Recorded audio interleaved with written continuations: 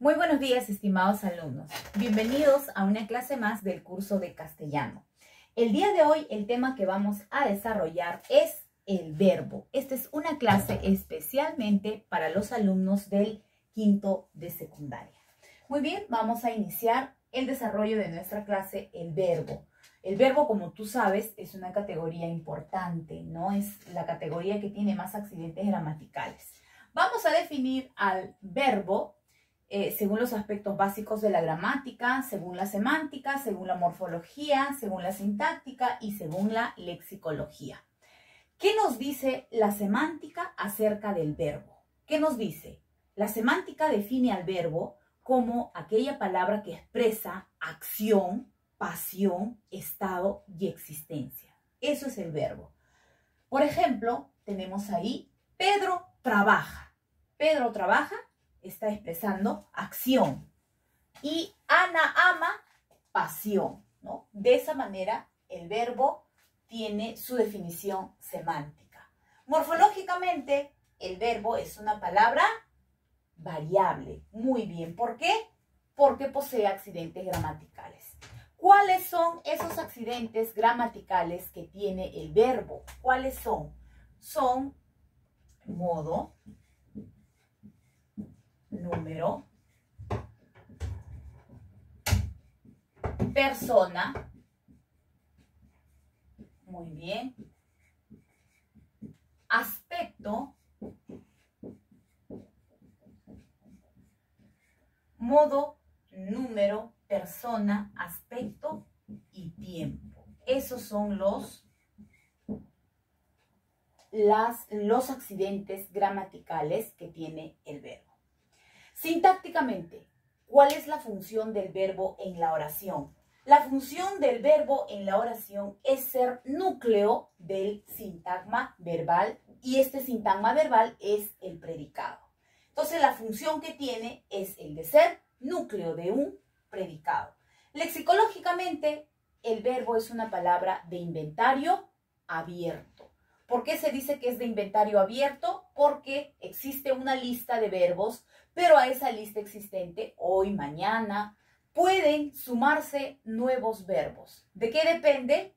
Pues del avance de la tecnología, es decir, de las acciones nuevas que vayan realizando los hombres, ¿no? Las personas. Por ejemplo, los verbos nuevos son pues hackear, ¿no? Postear, whatsappear, que antes estos verbos no existían, estas acciones no existían, porque precisamente no existían pues las herramientas para desarrollar dichos actos. Muy bien, hemos definido ya el verbo. Ahora vamos con la estructura del verbo.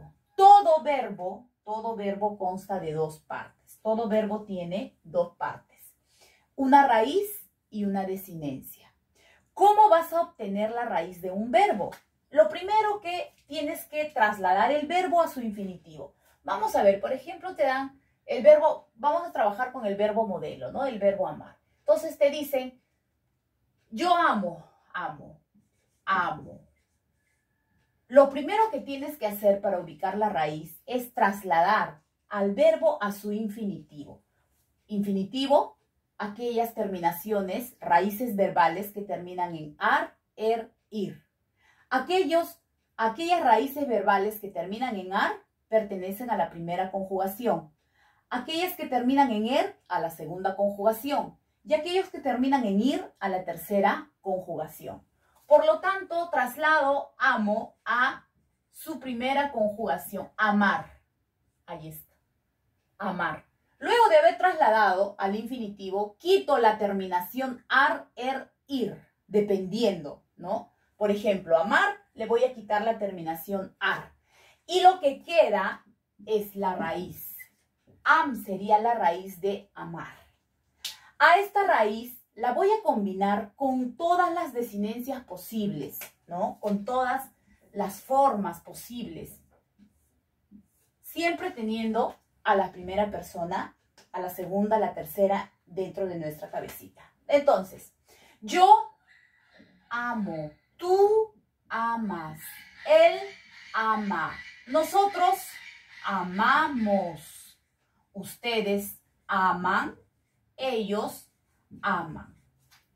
Muy bien, entonces aquí tenemos a las dos partes del verbo. Esta que es la raíz y estas de aquí llamadas las desinencias. Desinencia. La raíz es la parte principal. La raíz es aquella que va a aportar el significado básico del verbo. La raíz. Y las desinencias son las flexiones, aquellas que nos van a permitir encontrar los accidentes gramaticales del verbo. Por ejemplo, vamos por aquí en la desinencia o. La desinencia o. Vamos a encontrar, gracias a esta desinencia, los accidentes gramaticales del verbo. La desinencia o. ¿En qué persona está? Muy bien, está en la primera persona. ¿En qué tiempo está? En tiempo presente. Muy bien, tiempo presente. ¿En qué número está? ¿Singular o plural? Está en número. Muy bien, singular. ¿En qué modo está la desinencia? En el modo indicativo. Ahora vamos a explicar qué es el modo indicativo y en qué aspecto está. Indicativo y está en el aspecto yo amo. Imperfecto. También vamos a explicar exactamente qué es el imperfecto. Imperfecto. Muy bien, entonces esa es la estructura del verbo. Todo verbo tiene una raíz y una desinencia. Gracias a las desinencias, nosotros logramos, ahí está, los accidentes gramaticales del verbo. Ahora sí, vamos a hablar de aquellos accidentes gramaticales del verbo. Vamos a hablar de persona. Accidente gramatical, persona. ¿De qué se trata? Persona. Se trata de quién realiza la acción del verbo. Entonces nosotros tenemos que tener mentalmente, aquí nos vamos a ayudar con este cuadrito, pero lo que en realidad nos interesa es el verbo, ¿no? ¿Qué persona hace la acción? Por ejemplo, amo. Lo hace la primera persona. Yo amo. Tú. El verbo es lo que nos interesa. Amas. Hace la segunda persona. Él ama. Ama. Hace la tercera persona. La primera persona en plural. Amamos. También la segunda persona, el vosotros. Pero esto para España, para los países donde se vocea. Vosotros amáis. Para nosotros, ustedes aman y ellos aman. Muy bien, a esto se refiere con ¿en qué persona está amamos? Si te dijeran, tú sabes que amamos está en primera persona plural. Muy bien, amo, amas, ama, amamos, amáis, aman. Entonces, aquí están las personas. Número. Cuando hablamos de número, hablamos de un singular y de un plural. ¿A qué se refiere en verbo? Es cuántas personas realizan la acción verbal. Si es una persona la que realiza la acción verbal, ese verbo estará en número singular. Y si son dos o más las personas que realizan la acción verbal, ese verbo estará en número plural. Por ejemplo, en singular no podríamos citar. Vamos a cambiar de verbo. Trabaja, ¿ya? Singular, entonces diríamos trabajo, ¿no? Por ejemplo, trabajas, una sola persona, trabajas tú, ¿no? Y trabaja, por ejemplo, él, ¿no? Etcétera, vamos a ponerle por ahí. En número plural, dos o más personas hacen la acción del verbo. Por ejemplo, podríamos decir, trabajamos.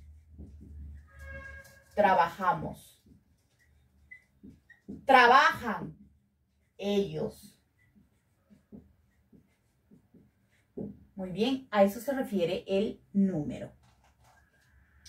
Continuamos con el otro accidente gramatical, tiempo. El tiempo se refiere al momento en que se realiza la acción verbal. De allí que tenemos un tiempo presente, que es cuando la acción del verbo se está llevando a cabo. Un tiempo pretérito, que es el tiempo pasado, es cuando la acción del verbo ya ha terminado, se llevó a cabo. Y el futuro, cuando la acción del verbo todavía no empieza. Entonces, en verbo, ¿no? En verbo es lo que nos interesa a nosotros saber. Diríamos, tiempo presente, lavo, lavo, yo lavo. O puede ser tú lavas, pero tiempo presente. Ya está. Tiempo pasado, yo lavé, lavé. También tú lavaste, lavaste. Un tiempo futuro, yo lavaré, lavaré en futuro. Tú lavarás, lavarás. Ya está, en un tiempo futuro. Hay también un tiempo simple y hay también un tiempo compuesto. Estos de aquí, estos verbos de aquí, están en un tiempo simple. Tiempo simple. ¿Y cómo es el tiempo compuesto? El tiempo compuesto se logra con dos verbos, ¿no? Por ejemplo, aquí vamos con el tiempo compuesto, con un ejemplo de tiempo compuesto. A ver, V, amado. V. O había, tiempo pasado ya. Había, yo había amado. Entonces el tiempo pasado se logra con un verbo auxiliar y un participio. Este sería el tiempo pasado. Muy bien, tiempo pasado, compuesto, ya me estoy olvidando, compuesto.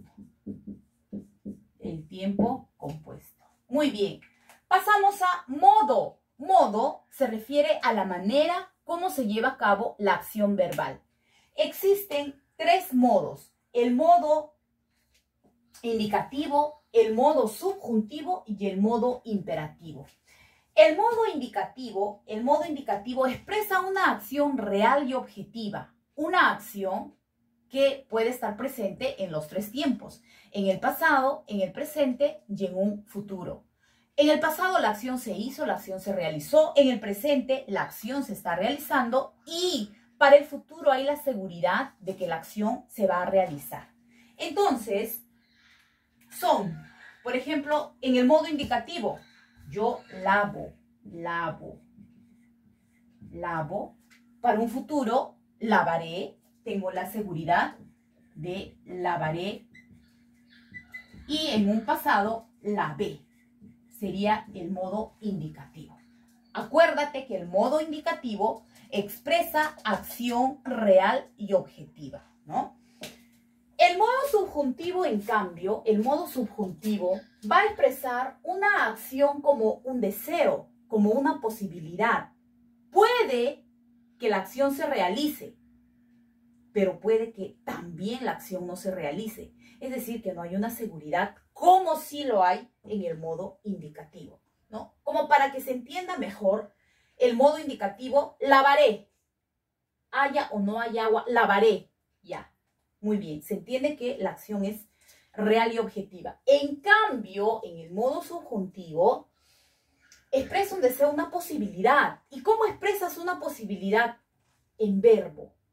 ¿Cómo? Por ejemplo, con un lavaría, ahí está una posibilidad. O sea, ¿podrías lavar? Sí, lavaría. Depende de que si hay agua, si me pagan, hay una condición, ¿verdad? Lavaría. ¿O de qué otra manera expresas un verbo en subjuntivo? Lave, lave. En tu cabecita el ojalá lave. No hay la seguridad, ¿no? Lave, un deseo. Ojalá lave. Entonces, para reconocer al modo subjuntivo, si tuvieras alguna duda, pones en tu cabecita, piensas el ojalá y ojalá lave. Ah, lave está en modo subjuntivo porque concuerda con el ojalá lave. Porque si tú pusieras el ojalá al lavaré, no hay concordancia, ¿verdad? En cambio, sí hay concordancia con el modo subjuntivo. Ojalá lave. Por lo tanto, ese verbo lave está en modo subjuntivo. Y el modo imperativo es una orden. El modo imperativo, pues, la primera persona le da esa orden a la segunda persona. En España, por ejemplo, es muy fácil reconocer un verbo en modo imperativo por la terminación de, lavad. Pero para nosotros es un poquito complicado, hay que fijarnos en el contexto, ¿no? Y este modo imperativo va de la orden, posiblemente hasta el ruego, ¿no? Por eso se vincula mucho el modo imperativo con la función apelativa del lenguaje, porque en realidad lo que se desea es que el receptor haga caso de lo que estamos pidiendo. Entonces podría ser un lava, ¿no? Entre signos de admiración, o se puede encontrar, pues, con un vocativo. Ahí ya no hay duda que se le está pidiendo a la persona que lave. Por ejemplo, Pedro. Te refieres a Pedro, te refieres Pedro y le hablas, ¿no? Pedro, lava, ¿no? En ese caso, el verbo está en modo imperativo. Y por último, tenemos al accidente gramatical, el aspecto. ¿A qué se refiere el aspecto? El aspecto se refiere a el verbo. Cuando el verbo ha terminado, cuando la acción verbal ha terminado, este verbo está en aspecto perfecto o perfectivo. Pero cuando la acción del verbo todavía no ha terminado, el verbo está en aspecto imperfectivo. Es decir que el aspecto perfectivo, la mayoría de verbos en aspecto perfectivo están en el pasado. Claro, por ejemplo, lavé, ¿no? Lavé, ya la acción terminó. Lavé, amé, la acción terminó. Amé, o si me refiero a la tercera persona, amó, ¿no? Y ya la acción terminó. Trabajó o trabajaste, para la segunda persona, trabajaste, la acción terminó. Ese es el modo perfectivo. El modo imperfectivo es cuando la acción del verbo todavía no termina. Entonces el verbo puede estar en presente o un futuro. En presente porque la acción se está realizando, no ha terminado. Y en un futuro, obvio, porque ni siquiera ha empezado. Entonces, en un imperfectivo podríamos decir lavo, lavaré, ¿no? Un verbo imperfectivo. A ver, aquí quiero aclarar un pequeño punto. El aspecto perfectivo del verbo, el verbo ha terminado, la acción verbal ha terminado. Quiere decir que todos los verbos en pasado. Pero hay algunos verbos en pasado, ¿no? Hay una conjugación en pasado que el tiempo ha terminado, más no la acción. Me refiero a lavaba. Entonces también, ese lavaba que está en tiempo pasado, podríamos nosotros rápidamente suponer que es un perfectivo, pero no es un perfectivo porque la acción no ha terminado. El tiempo ha terminado, más no la acción. Por lo tanto, lavaba está en imperfectivo, ¿no? Amaba, lavaba, etc. Está en imperfectivo. Muy bien. Eso ha sido todo respecto al verbo. Antes de culminar con nuestra clase es necesario mencionar que debes culminar la tarea con respecto a lo que hemos trabajado, el verbo. La tarea está evaluando mi aprendizaje en la página 219 y la página 220. Muy bien, jóvenes. Espero se haya comprendido esta primera parte del verbo. Ya la próxima semana seguiremos con verbos 2. Muchísimas gracias. Hasta luego. Nos vemos.